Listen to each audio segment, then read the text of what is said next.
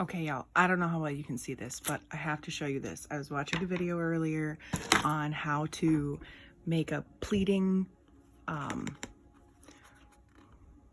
I can't remember what this is called, like a guide, a pleating jig. That's what it's called, a pleating jig for these dang face masks. So I have no problem sewing the outside, putting the elastic in. I have no issues with any of that. My issue is the pleats. I cannot get them right. I can't sew them right. I end up with weird stuff like this or like this. I don't know what I'm doing, so I keep screwing it up.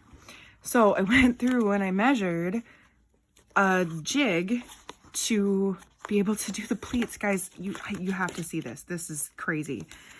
Okay, so you put this in here, you fold this one up, make sure it's nice and straight. You bring this one over, right? Bring this one down. Bring this one up, make sure it's nice and straight. This one, bring this one down, bring this one, and bring this one up. And then I can take this whole thing right over to my sewing machine, leave it right in the jig, and sew down on the pleats, and then they're there. And then I don't have to work so hard. So, I thought that was really cool, and I just wanted to share it with all of you because that was freaking awesome. Here are my measurements. So this mask started out as a 6x9 cotton sheet here, cotton here, and cotton here on the back. Then I have one layer of non-woven interfacing in the middle. I sewed that all together with the elastic, a 7-inch elastic on the back here. And I used 2 different fabrics so people can tell the difference between the front and the back, what's contaminated and what's not.